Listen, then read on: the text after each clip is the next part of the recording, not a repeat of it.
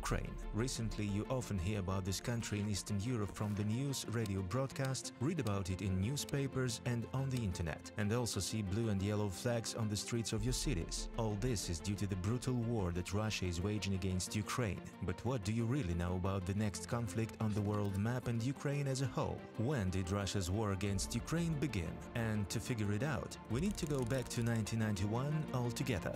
The USSR is falling apart.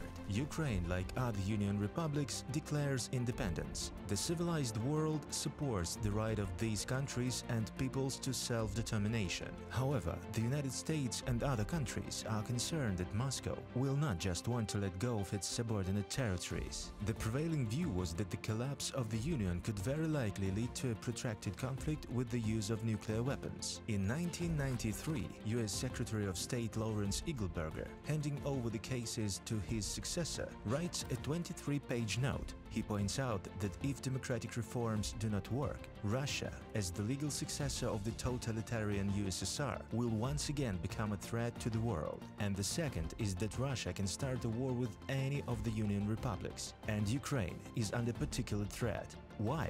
The Crimean Peninsula, which Russia had plans for, became the time bomb for Ukraine. This is a territory with extraordinary geopolitical potential. For centuries, the one who controlled the Crimea controlled the Black Sea, as well as the coastal territories. In 1991, according to the results of a referendum, Crimea received a special status of an autonomous republic within Ukraine, with its own Verkhovna Rada and later the constitution. Belonging to Ukraine was dictated at least geographically. After all, thanks to the presence of the isthmus, it was Ukraine that naturally provided Crimea with fresh water and electricity. But the most controversial issue remained the issue of the Black Sea Fleet, which had to be divided between Ukraine and Russia. In theory, the Russian part of the fleet should be based in the ports of the Russian Federation. But of course, Russia did not want to lose the ability to control the Black Sea. But Ukraine did not want war with its neighboring state. Therefore, a compromise was found to conclude another friendly agreement, lease agreement. According to it, Russia left its fleet in the Ukrainian Crimea for 20 years, until May 28,